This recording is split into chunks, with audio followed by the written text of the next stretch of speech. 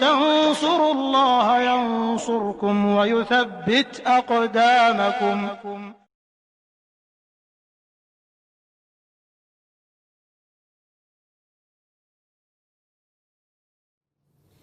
Assalamualaikum warahmatullahi wabarakatuh. Innal hamdalillah nahmaduhu wa nasta'inuhu wa nastaghfiruh wa na'udzu billahi min shururi anfusina wa min sayyiati a'malina. May yahdihillahu fala mudilla lahu wa may yudlil fala hadiya lahu. أشهد أن لا إله إلا الله وحده لا شريك له وأشهد أن محمدا عبده ورسوله صلى الله عليه وعلى آله وصحبه وسلم تسليما كثيرا إلى يوم القيامة. أما بعد، فإن أحسن الكلام كلام الله وخير الهدى هدى محمد صلى الله عليه وسلم وشر الأمور محدثاتها وكل محدثة بدعة وكل بدعة ضلالة وكل ضلالة في النار. Hadirin kaum muslimin rahimani wa rahimakumullah, para pemirsa, para pendengar yang dimuliakan oleh Allah Subhanahu wa taala. Di kesempatan malam hari ini kembali kita diberikan taufik oleh Allah Azza wa Jalla untuk melanjutkan pembahasan kita dari kitab Idah Al-Mahajjah fi bayani sabilis salaf as-salih في تلقي العلم وفهمه والعمل به والدعوة إليه. Bagaimana metode dalam menimba ilmu, memahami ilmu itu, mendakwah, mengamalkannya serta mendakwahkannya. Yang mana sampai kita pada kesempatan malam hari ini masih dalam jima' abwabid da'wah. Kita akan berbicara tentang salah satu dari fiqhud da'wah di kesempatan malam hari ini. Tidak lupa juga kita ucapkan salawat dan salam bagi Rasul kita yang mulia, Nabi kita Nabi Muhammad sallallahu alaihi wa ala alihi wa sahbihi ajma'in. Baik, kita akan ambil bab da'wati ila jami' syara'il Islam. Fadhal Pak Gun. يقول حفظه الله تعالى: باب الدعوة إلى جميع شرائع الإسلام. Bab ajakan kepada seluruh syariat Islam. Bab ajakan kepada seluruh syariat Islam. Tidak akan berbicara tentang satu bab saja, tapi mencakup seluruh bab. Cuma perlu diperhatikan, ada porsi terbesar yang tidak boleh ketinggalan, yaitu bab al-aqidah. Karena akidah ini masuk ke semua bagian agama. Karena al-aqidah awwaluddin wa akhiruhu. Dia berkaitan dengan awal Islam dan akhir Islam. Baik. Dalil akan hal ini, dan ini merupakan fiqhud da'wati ilallah, fikih dalam berdakwah, bahwasanya dakwah ini kafah, menyeluruh, tidak sebagian, tidak menitik beratkannya kepada bagian-bagian yang tidak dititik beratkan oleh agama. Allah Azza wa Jalla berfirman di dalam suratul Baqarah ayat 208. Ya ayyuhalladzina amanu dukhulu fis silmi kaffah. Hai orang-orang yang beriman, masuklah kalian ke dalam Islam secara menyeluruh. Al-Hafidh atau Imam Ibnu Jarir rahimahullah menafsirkan ayat ini, apa kata beliau?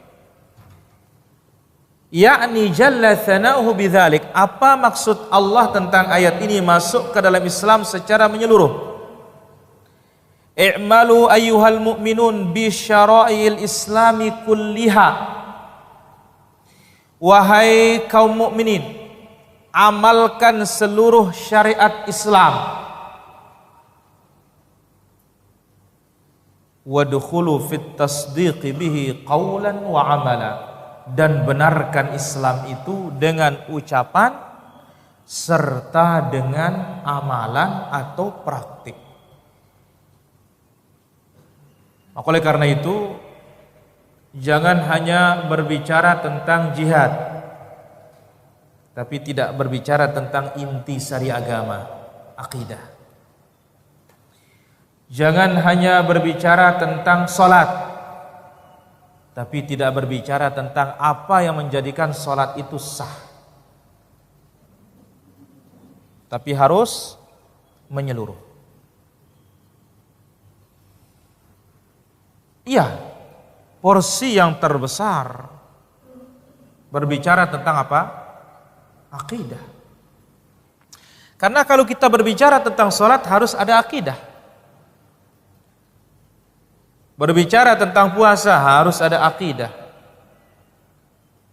yang mana tidak akan sah salat tanpa benar akidah. Tidak akan sah puasa tanpa membenarkan akidah. Enggak akan sah segala-galanya tanpa membenarkan akidah. Itu sebabnya dikatakan buniyal islamu ala khamsin. Jadi amaliyah itu terbangun di atas lima. Nah, yang lima ini bangunan pertamanya la ilaha illallah Muhammad Rasulullah, la ilaha illallah, la ma'budu bihaqqin Allah, ikhlas tauhid, Muhammad Rasulullah, al-ittiba, syaratnya harus mutaba'ah. Maka ingat hadis yang sudah lalu, hadis Ibnu Abbas diriwayatkan oleh Imam Al-Bukhari dan Muslim halaman 114. Apa kata Nabi sallallahu alaihi wasallam mengutus Mu'adz ke Yaman? Falyakun awwala ma tad'uuhum ilaihi ila an yuwahhidullah. Pertama kali kamu dakwahi mereka tauhid. Fa idza arafu dzalik, kalau mereka tahu sudah, satu riwayat, fa inhum ata'u kalidzalik, kalau mereka manut bertauhid. Kalau mereka taat bertauhid. Kalau mereka taat bertauhid, baru suruh mereka salat. Kalau mereka sudah taat salat, nurut salat, baru engkau ajak mereka kepada zakat. Baik. Dalil yang kedua, hadits Salman Al-Farisi yang diriwayatkan oleh Imam Muslim di dalam sahihnya. Qila lahu, ada orang bertanya kepada Salman, ini adalah Yahudi. Hai Salman, qad 'allamakum nabiyyukum kulla syai' hatta al-khira'ah. Apa benar Nabi kalian mengajarkan kalian segala sesuatu sampai-sampai tata cara buang hajat? Benar apa tidak? Faqala ajal, benar. Perhatikan di sini. Buang hajat dalam pandangan kita mungkin hal yang kecil. Hal yang sepele. Tapi Islam tidak menyisakan. Karena apa? Dakwahnya Islam itu sempurna. Islam memperhatikan bersih dalam, Islam juga memperhatikan bersihnya luar. Bahkan syarat sah salat bersuci dari hadas kecil maupun hadas besar. Nah, di sini tata cara buang hajat diajar pula. Adakah agama yang sesempurna ini? Tidak ada. Maka lihat, sampai orang-orang Yahudi mengatakan, na'lamu ayatan unzilat fikum, law unzilat alaina ma'syaral yahud lattakhadna dzalikal yawma 'ida. Kami tahu ada satu ayat turun pada kalian wahai kaum muslimin, kata mereka. Sekiranya ayat itu turun pada kami jadikan hari turunnya hari raya. Ayat al-yauma akmaltu lakum dinakum wa atmamtu alaikum ni'mati wa raditu lakumul islama dina. Baik. Di sini ketika Yahudi ini sebenarnya ingin memperolok-olok Salman. Jadi niatnya ingin memperolok-olok. Tapi Salman jawab dia dengan kebanggaan. Ajal, benar. Laqad nahana an nastaqbilal qiblah. Kami dilarang waktu qadha hajat menghadap kiblat. Ihtiram. Sebagai bentuk penghormatan kita. Sebagian para ulama mengatakan tidak ada bedanya luar bangunan maupun dalam bangunan, berdalil dengan hadis Abu Ayyub Al-Ansari. Tapi sebagian para ulama mengatakan, di antaranya Ibnu Umar, kalau dalam bangunan boleh meskipun menghadap kiblat. Kalau luar bangunan mutlak tidak boleh. Luar bangunan mutlak tidak boleh menghadap kiblat. Kalau membelakangi boleh. Ya, tapi paling bagus tidak menghadap, tidak membelakangi dalam kiblat maupun dalam bangunan maupun luar bangunan. Nah, Nabi SAW bersabda, ya, barang siapa yang qadha hajat tidak menghadap dan tidak membelakangi kiblat, setiap kali qadha hajat Allah catat baginya satu pahala. Paling bagus. Jelas, Sol? Alhamdulillah. Satu, ya, menghadap kiblat, kencing maupun buang air besar. Yang kedua, au annastanjiya bil yamin. Kami dilarang istinja dengan tangan kanan. Enggak boleh membersihkan kemaluan, kotoran dengan tangan kanan, kecuali tangan kiri tidak berfungsi. Stroke, afanallahu wa iyyakum. Atau tangan kirinya hilang karena aksiden, kecelakaan. Tapi kalau sehat tidak boleh menggunakan tangan kanan. Kanan ini untuk yang baik-baik, kiri ini untuk yang buruk-buruk, yang kotor-kotor. Ya, maka pasangannya tembakau, kanan apa kiri? Hah? Kanan apa kiri?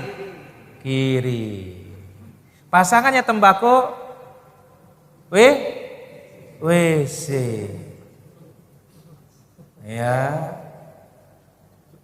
Mathalul jalisis soleh, perumpamaan teman duduk yang baik. Nah, jadi karena ini buruk, akhirnya apa? Kumpul sama yang buruk semua. Baik. Yang ketiga, wa annastanjiya bi aqalli min thalathati ahjar. Istinja kurang dari 3 batu. Istinja kurang dari 3 batu. Kalau pakai batu atau istijmar, tisu jangan kurang dari 3. Ya. Kalau lebih boleh, tapi kurang jangan. Sebagaimana hadis Ibnu Abbas, Nabi SAW buang hajat, Nabi minta dicarikan 3 batu, dapat 2, satunya tai keledai, kotoran keledai. Akhirnya Nabi lempar kotoran keledainya, innaha riksun, ini najis. Dari sini menunjukkan bahwasanya seluruh hewan yang haram dimakan, kotorannya dan kencingnya najis. Sebaliknya, seluruh hewan yang halal dimakan, kotorannya dan kencingnya apa? Suci. Yang halal dimakan kencingnya dan kotorannya suci, tapi belum tentu bisa dimakan. Jelas ini? Atau sinyal kurang? Sekali lagi, sinyal kurang katanya. Ini malum dia pakai, enggak tahu pakai apa ini.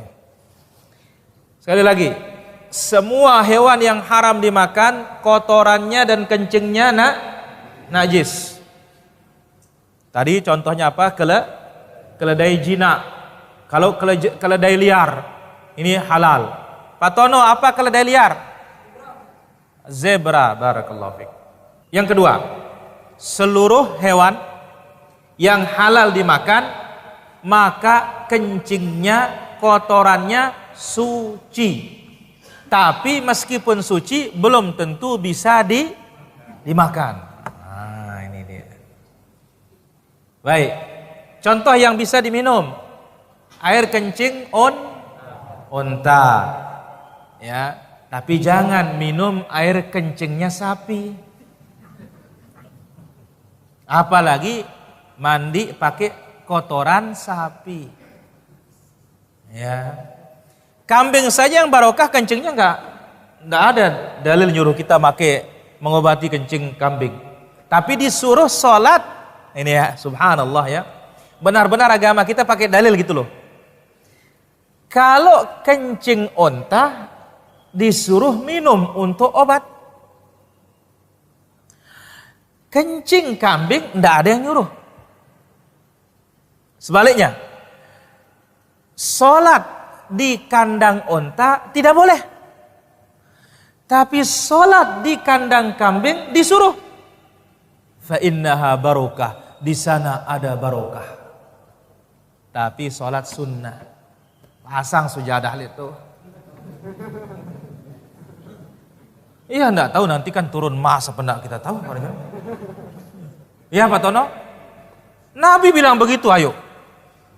Sallu fi marabidil ghanam, kepada Nabi SAW, fa innaha barokah. Salatlah di tempat gembalanya kambing, di kandangnya kambing, barokah, kata Nabi SAW. Nabi bilang barokah, aneh wah. Ini yang jelas-jelas barokah, ini kubur nggak ada berkahnya kita cari. Kandang kambing, enggak kita sholat di sana. Nabi yang suruh loh para jamaah. Ya, wala tusallu fi mabarikil ibil. Jangan sholat di kandangnya unta. Gak boleh. Kalau kandang kambing boleh. Disuruh barokah kata Nabi SAW. Ya, enggak tahu kita sholat, jangan-jangan tiap Kamis dia beranak kambing kita kan? Nabi yang bilang begitu. Dan hebatnya kambing, dia bisa melahirkan atau dia bisa bunting meskipun tidak ada pejantan. Dia gosok-gosok di pagaran itu. Ya, di pagar itu hamil sudah dia nanti. Loh, tanya dokter hewan ayo. Tanya pengarat kambing, yang gembala kambing. Dia gosok-gosok, enggak usah kasih pejantan dia. Cuma kalau dia pejantan, kalau dikasih pejantan dia bisa 2, bisa 3. Kalau nggak pakai pejantan minimal 1 sudah. Ya, gatal-gatal, gosok, bunting dia. Subhanallah. Ya. Baik. Jadi istinja nggak boleh kurang dari berapa? 3 batu. Nah, Ibnu Abbas membawakan 2 batu, 1 kotoran keledai. Satunya dilempar oleh Nabi. Najis katanya. Taib. Kemudian yang ke-4 ya. 4. Au an-nastanjiya bi raji'in au bi azmin. Kita dilarang istinja menggunakan kotoran hewan yang halal dimakan. Yang halal dimakan loh. Kalau haram dimakan sudah dalilnya tadi. Kotorannya najis. Ini enggak boleh istinja dengan kotoran hewan yang halal dimakan. Kenapa? Karena kotorannya menjadi rumput hewan jin. Menjadi rumputnya hewannya jin. Tulang menjadi makanannya jin. Kalau kita bismillah makan, insya Allah dia temukan dagingnya banyak oleh saudara-saudara kita jin itu. Maka lihat, jin ini hanya menerima sisa. Tapi heran kita, kenapa kita persembahan untuk jin? Ada? Banyak. Naruh siapa? Sesajen. Mau bangun rumah, nggak tahu ditaruh di mana, di ujung 4 penjuru atau 4 mata angin, supaya tidak diganggu. Ya, membangarin katanya bahasa Timur. Ya, dibangarin supaya jangan ada jin-jin setan yang ganggu katanya. Subhanallah. Ya, Nabi ya memberitakan sisa-sisa kita dapatnya. Kok kita yang nyembah sama dia? Maka benar-benar kata Allah Azza wa Jalla, wa annahu kana rijalun minal insi ya'udzuna birijalin minal jinni fazaduhum rahaqa. Sekelompok laki-laki manusia meminta pertolongan atau meminta perlindungan kepada sekelompok laki-laki jin, jinnya tambah sombong dan tambah menakut-nakuti manusia. Hadis ini sahih diriwayatkan oleh Imam Muslim. Baik, apa faedah dari hadis dan ayat ini? Pertama, setelah mewujudkan tauhid, memurnikan tauhid dan meninggalkan syirik, menjauhi syirik, maka dakwah itu tidak terfokus pada satu bab saja, tapi mencakup seluruh bab agama. Tapi syarat yang pertama apa? Tahqiqut tauhid. Murnikan dulu apa? Tauhid. Tinggalkan syirik. Kenapa? Tanpa memurnikan tauhid lantas kita beramal, percuma, sia-sia amal ibadah itu para jamaah. Enggak ada gunanya. Allah berfirman dalam suratul An'am ayat 88, "Walau asyraku la habita anhum ma kanu ya'malun." Jikalau mereka syirik, hancur seluruh amal ibadah mereka. Faedah yang kedua, kewajiban berdakwah kepada seluruh syariat Islam tanpa membedakan syariat yang satu dengan yang lainnya. Wajib kita dakwahi atau wajib kita dakwahkan, wajib kita sampaikan. Mengamalkan, kita minta bantuan kepada Allah Azza wa Jalla, kita bisa amalkan. Jadi tidak bisa kita memfokuskan, menitik beratkan pada satu bab tanpa memperhatikan bab yang lainnya. Dan tentu dengan porsi yang paling besar adalah masalah apa? Akidah. Yang ketiga, butlanu taqsimiddin ila lubbin wa qusyur. Dengan ayat dan hadis ini menunjukkan batalnya pembagian agama menjadi dua. Ada isi, ada ampas. Ada isi, ada kulit. Ya, karena apa? Orang-orang yang belajar tarekat, belajar tasawuf, yang masih ruku sujud ini adalah ini orang syariat. Ini masih ampas-ampasnya katanya. Masih apa? Kulit-kulitnya. Yang enggak sholat itu baru dapat intinya. Kenapa? Sudah ma'rifat.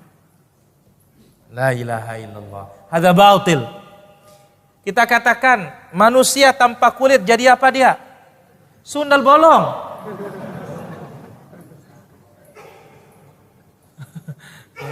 Mungkin pernah dengar cerita sundal bolong itu sudah dia. Ya, HP ada luarnya? Ada. Nggak mungkin hanya isi dalamnya saja. Mobil itu kenapa dia gagah-gagah tampilannya? Kenapa? Body, bahkan sekarang full press body, nggak pakai dempul. Nah, kalau perempuan full press body bahaya. Nah, itulah dia kasiat ariat, berpakaian namun hukumnya telanjang. Lihat, pakai jilbab tetapi apa? Ketat semuanya. Dia di bawahnya pakai celana tetapi lepis. Ya, bahkan celana pensil. Yang sudah saya sebutkan, ada sebut kalau Ustadz kita juga, ukurannya celananya baru bisa keluar harus pakai oli. Taruhin oli baru bisa keluar dia. Ngetap. La ilaha illallah, itu kasih gemuk. Allahul musta'an. Yang keempat, inhiraful jama'at allati tuhmilu fi da'watiha jawanib minad din. menyimpangnya kelompok-kelompok yang melalaikan dan meremehkan sisi tauhid dalam beragama, ya, atau dalam berdakwah.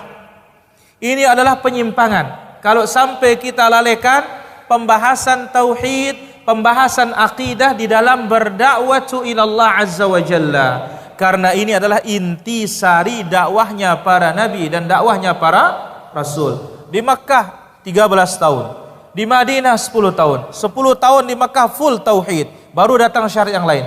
Begitu di Madinah, Nabi sampai Madinah, Nabi disuruh belajar tauhid oleh Allah. Fa'lam annahu la ilaha illallah.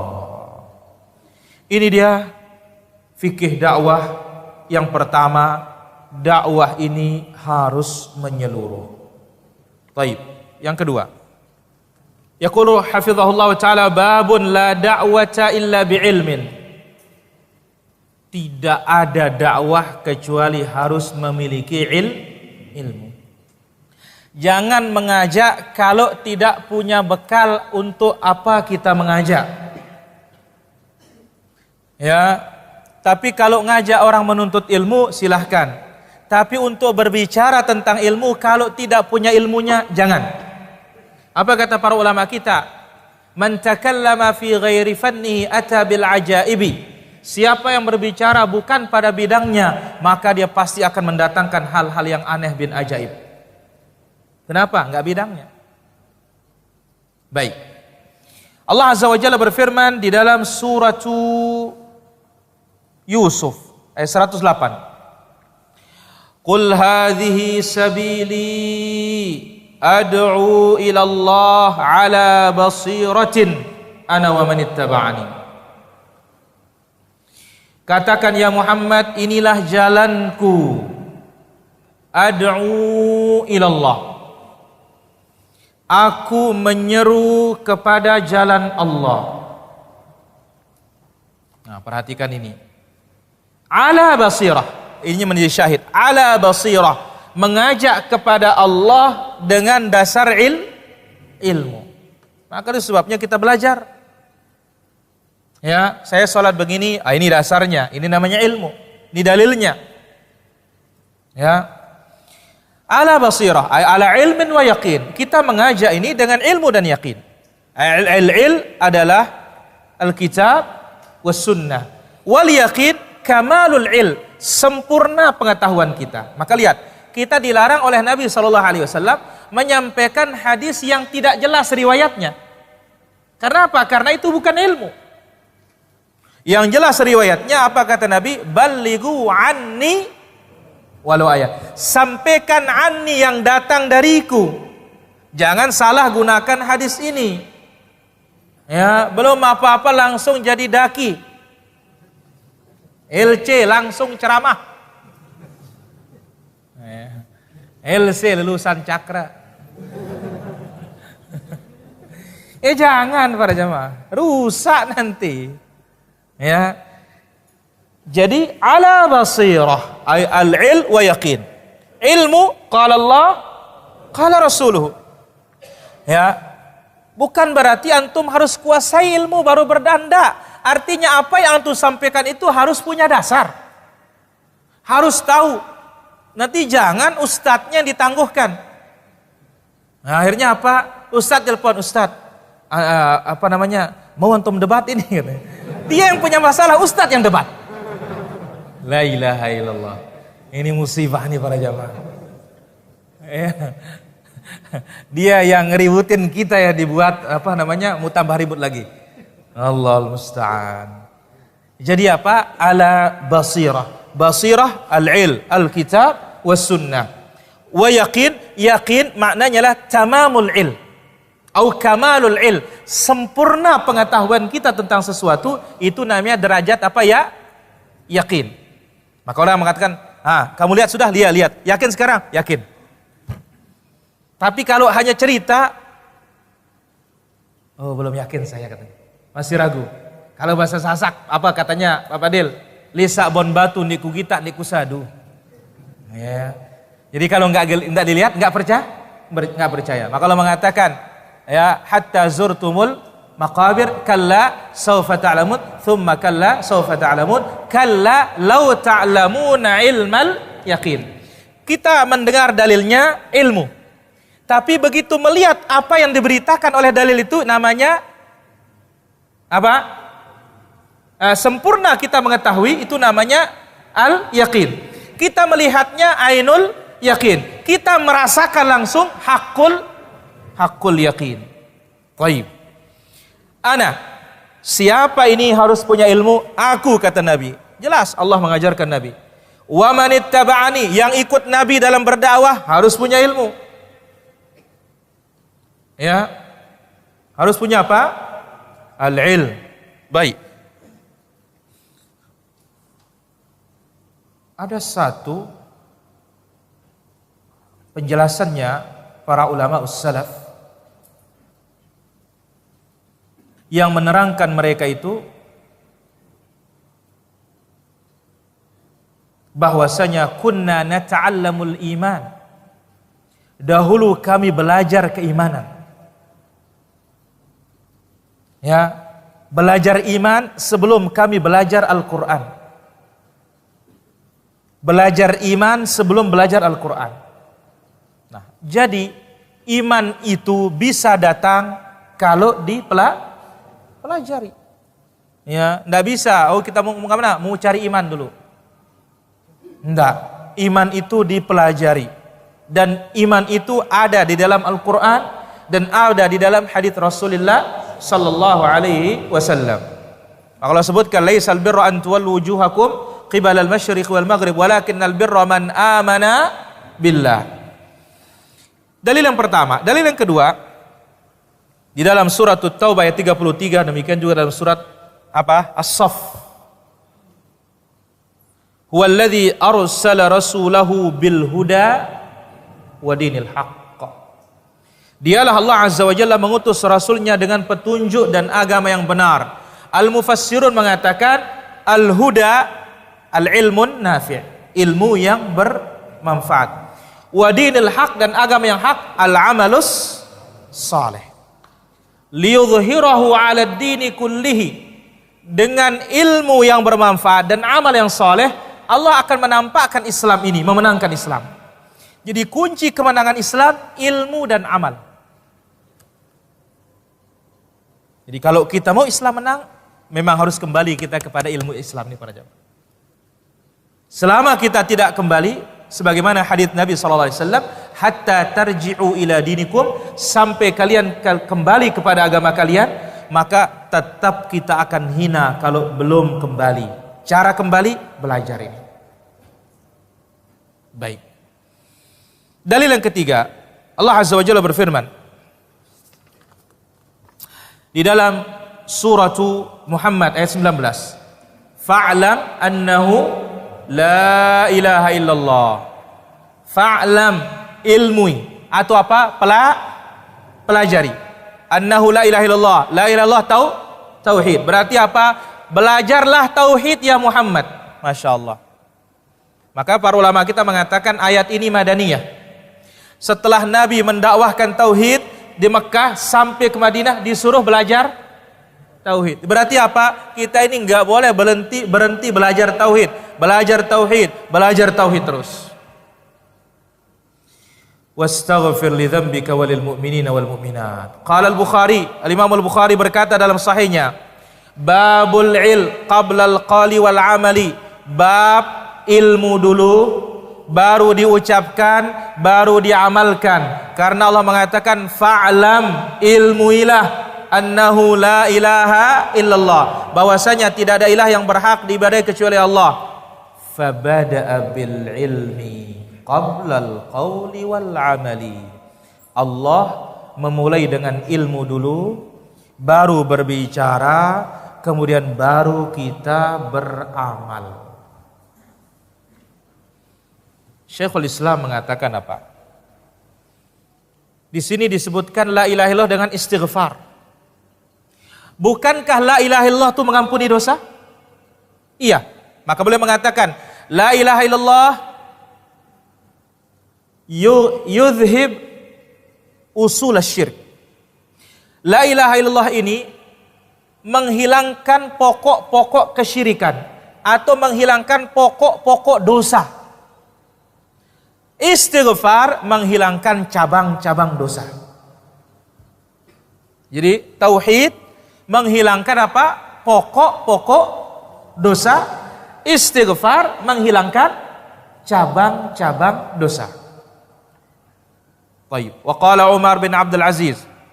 Kemudian Umar bin Abdul Aziz rahimahullah berkata, "Man 'amila bi ghairi ilmin kana ma yufsidu aktsara mimma yuslih." Siapa yang beramal tanpa ilmu, ingat tanpa ilmu, tanpa dalil, maka dia akan lebih banyak merusak daripada memperbaiki. Itu sebabnya dikatakan oleh Imam Mujahid rahimahullah, al-ilmu imamul amal, dibawakan dalam Sahih Bukhari. Ilmu itu imamnya praktik.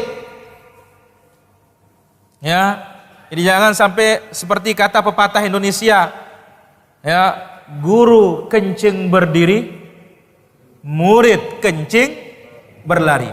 Nah, inilah dia. Ketika imamnya tidak beres, bagaimana makmumnya? Akan tidak beres juga. Imamnya gesit 120 km per jam. Bagaimana makmumnya? Ya mau tidak mau harus mengimbangi. Kalau tidak diimbangi nanti ketinggalan gerbong. Ya, masih Fatihah, imamnya sudah di mana? Udah di bawah. Sah apa enggak? Imamnya enggak sah, makmumnya juga tidak sah. Maka pentingnya al-ilmu sebelum kita berbicara, sebelum kita beramal. Baik. Apa faedah yang bisa diambil dari pembahasan ini, dari dalil-dalil ini? Pertama, la takunu da'watu illa bi'ilmin. Dakwah enggak bisa kecuali harus dengan ilmu. Tidak bisa berjalan, tidak bisa terlaksana kecuali harus dengan apa? Ilmu. Maka lihat, surat pertama turun surat tentang ilmu apa tidak? Iqra, baca. Maka Nabi disuruh membaca meskipun tidak bisa menulis. Baca. Karena baca adalah kunci ilmu. Ya, itu sebabnya para ulama kita mengatakan, kalau ingin menghafal sedikit saja. Kalau ingin wawasan banyak membaca. Banyain baca ini, baca ini, baca ini, baca ini, baca ini, baca ini, wawasan luas. Tapi kalau menghafal jangan terlalu banyak. 1 lembar cukup. Tapi kalau mau baca, banyak baca. Ya, wawasan luas. Tapi kalau menghafal jangan antum banyak semua yang antum baca. Ini namanya nanti apa? Man ramal ilma jumlatan dhahaba anhu jumlah. Siapa yang mengambil ilmu itu sekaligus, maka buyarnya sekaligus juga.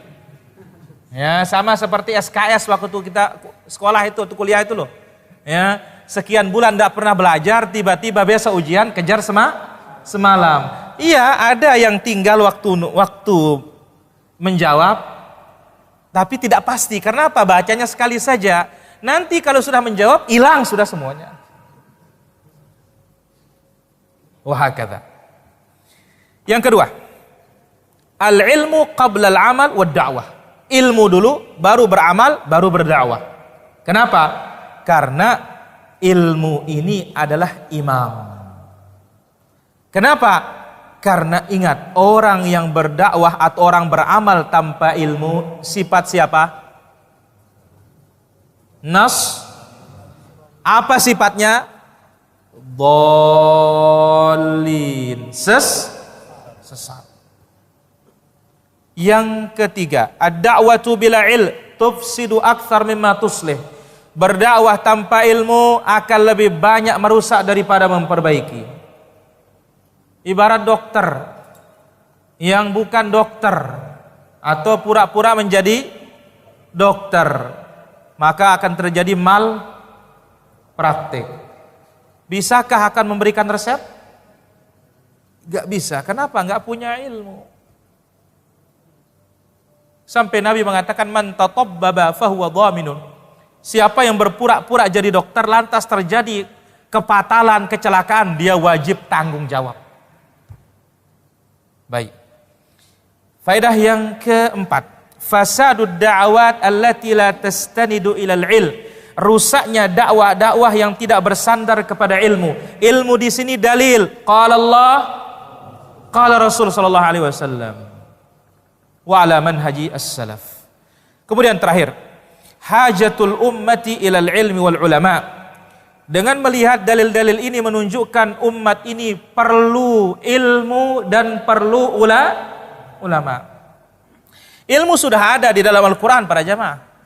Tapi yang megang kuncinya yang kita perlu ini. Karena Quran tidak bisa ngasih tahu kita. Ini maksud saya. Kuncinya di mana? Ulama. Kitab-kitab. Ini semuanya ilmunya semua ini. Tapi siapa yang membukakan kita? Ulama. Maka metode menuntut ilmu dua. Pertama, kitab. Yang kedua, orang alim. Harus. Sebab dikatakan oleh Imam Syafi'i atau yang lainnya, man tafaqqaha min butunil kutubi dhayya'al ahkam. Siapa yang mendalami ilmu agama ini hanya dari perut kitab, maka dia akan menghancurkan dan menyia-nyiakan ilmu. Ya, faqad ya man tafaqqaha min butunil kutub dhayya'al ahkam. Dia akan sia-siakan hukum agama. Jadi tidak bisa kita otodidak. Harus punya pembimbing. Sebagaimana kata Imam Asy-Syafi'i, tidak dapat ilmu kecuali dengan 6 perkara. Salah satunya wa irsyadu muallimin, bimbingan seorang guru. Andai kata ilmu ini tidak perlu guru dan tidak perlu berjalan mencarinya, niscaya Nabi Musa sudah cukup. Dia diam di tempatnya, tetapi ternyata Allah suruh dia belajar kepada Nabi Khadir atau Nabi Khidir. Sallallahu ala nabiyina Muhammad wa ala alihi washabihi ajma'in. Wa akhiru da'wana alhamdulillahi rabbil alamin. Kita akan ambil beberapa pertanyaan di sini. Bolehkah melaksanakan sholat sunnah witir, syuruk dan duha dengan cara berjamaah dengan secara rutin? Tidak boleh. Yang ada berjamaah itu malam, itu sholat witir atau sholat malam. Adapun duha, syuruk ini tidak ada berjamaah. Wallahu ta'ala a'lam wa a'lam. Bagaimana hukumnya uang yang kita peroleh dari program pemerintah tentang kartu prakerja? Kalau pemerintah yang kasih tidak ada masalah. Ya, wallahu ta'ala a'lam wa a'lam. Apa hukumnya ringtone HP? Apa termasuk musik? Kalau sekedar bel tidak ada masalah para jamaah. Tapi kalau nadanya nada musik ya dihindari. Wallahu ta'ala a'lam wa a'lam. Assalamualaikum Ustaz. Waalaikumsalam. Saya mau nanya, apakah harus berwudu lagi kalau mau jima' lagi setelah keluar? Lebih baik berwudu, karena itu lebih menjadikan untuk bersemangat dan lebih bersih. Wallahu ta'ala a'lam wa a'lam. Apakah ada contohnya dari Nabi SAW dan sahabat salat tahajud bersama istri dengan membaca secara jahar? Berjamaah tidak ada masalah, datang dari Nabi SAW. Kemudian dalam hadis Nabi SAW, rahimallahu rajulan ayqadha ahlahu. Ya, semoga Allah merahmati seorang laki-laki yang membangunkan istrinya. Ya, fa in abad fanadhaha fi wajhihal ma. Jikalau tidak mau, dipercikkan air di mukanya. Hadza wallahu ta'ala ala wa alam. Bagaimana hukum jual beli kucing? Ada khilaf di kalangan para ulama, namun sahih tidak boleh jual beli kucing. Lebih baik jual beli kelinci. Ya, wallahu ta'ala ala wa alam. Ilmu apa yang wajib kita persiapkan sebelum menikah? Yang perlu dipersiapkan pertama adalah ilmu tentang pernikahan itu sendiri. Ya, ilmu tentang pernikahan itu sendiri. Apakah kita sudah faham apa kewajiban kita sebagai seorang suami? Kemudian istri, apakah sudah paham apa kewajibannya sebagai istri. Wallahu taala ala wa alam. Apa hukumnya istri menolak ajakan suami namun suaminya tidak pernah marah? Akan tetapi untuk memenuhi hasratnya suaminya melakukan onani, bagaimana hukumnya? Pertama, kita katakan istri ketika tidak mau diajak oleh suaminya, maka salatnya tidak diterima oleh Allah Azza wa Jalla. Ya, salatnya hanya sampai daun telinga saja, nggak bisa naik. Ketika suaminya ya ngajak untuk berhubungan tetapi tidak mau, tanpa ada uzur yang syar'i. Wallahu taala ala wa alam.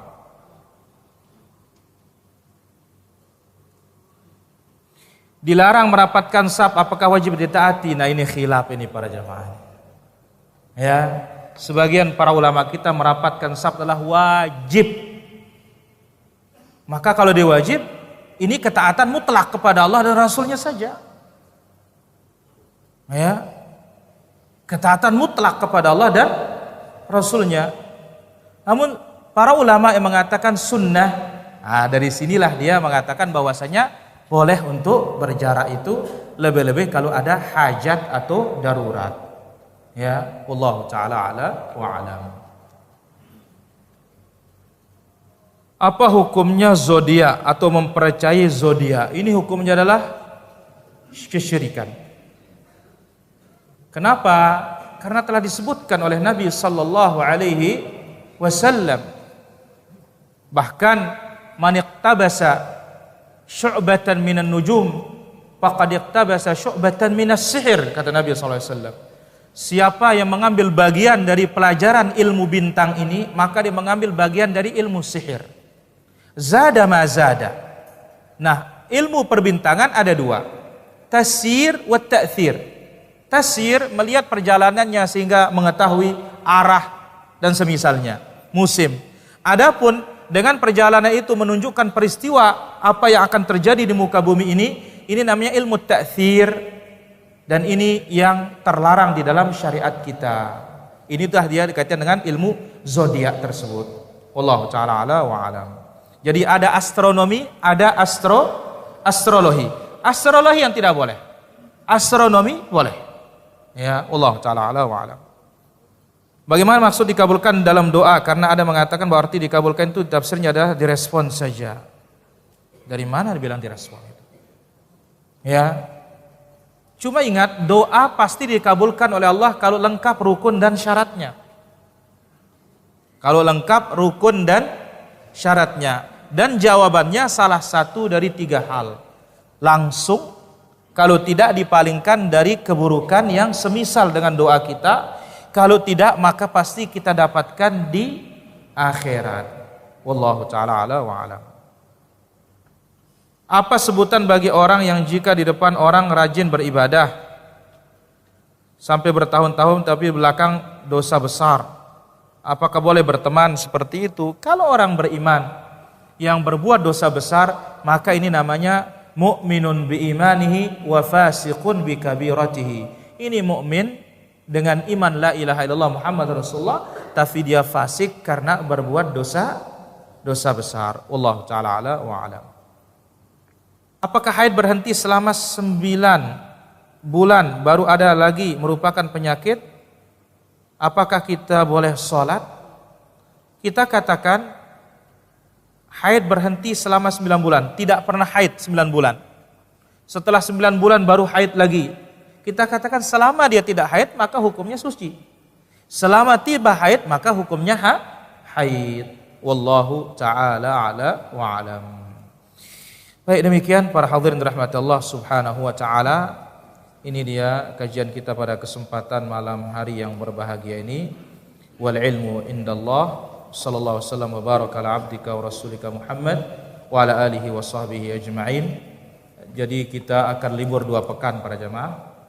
Ya, libur 2 pekan insyaallah taala. Subhanakallah wa bihamdik asyhadu an la ilaha illa anta astaghfiruka wa atubu ilaik. Wassalamu alaikum warahmatullahi wabarakatuh.